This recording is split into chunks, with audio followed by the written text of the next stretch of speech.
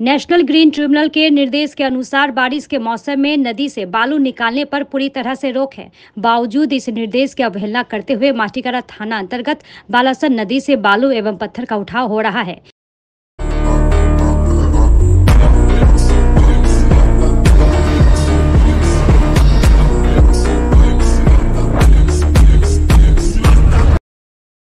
इसी बीच गुप्त सूचना के आधार पर बीते कल माटीकरा थाना की पुलिस ने बालासन नदी में अभियान चलाया। इस दौरान नदी से अवैध रूप से बालू निकालने के आरोप में पुलिस ने एक ट्रक को जब्त करने के साथ ही ट्रक चालक को गिरफ्तार कर लिया। ट्रक चालक का नाम मोहम्मद हकीम है। आज आरोपी को सिलीगुड़ी कोर्ट में पेश किया गया है। पुलिस पूरी घटना की जाँच कर रही है।